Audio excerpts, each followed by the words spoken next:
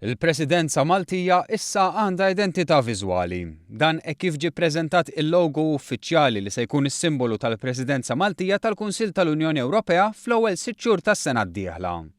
F'konferenza tal-aħbarijiet, is-Segretarju Parlamentari Ian Borch spjega li dan il-logo huwa r-riżultat ta' ħidma minn studenti tal-MCAST li sottomettew 29 diżinn mill-isbaħ.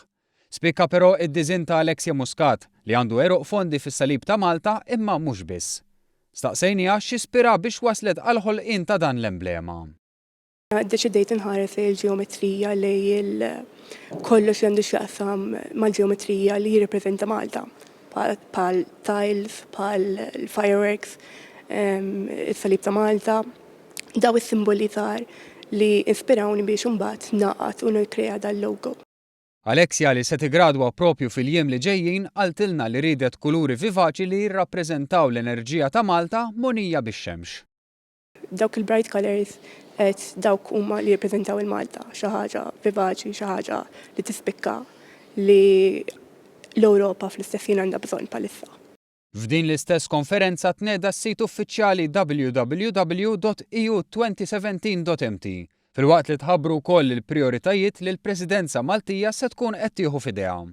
Id-Deputat Prim Ministru Lewis Grech tenna li Malta se taqqat il-prijoritajiet Ewropej ta' tkabbir ekonomiku u fl-impjiegi, il-protezzjoni taċ-ċittadini u l-għaqda tal-enerġija ma' dawk ta' Malta, jiġifieri l-immigrazzjoni, is-sigurtà, is-suq waħdini, l-inklużjoni soċjali, in-neighborhood policy fil-Mediterran u l-politika marittima fost oħrajn.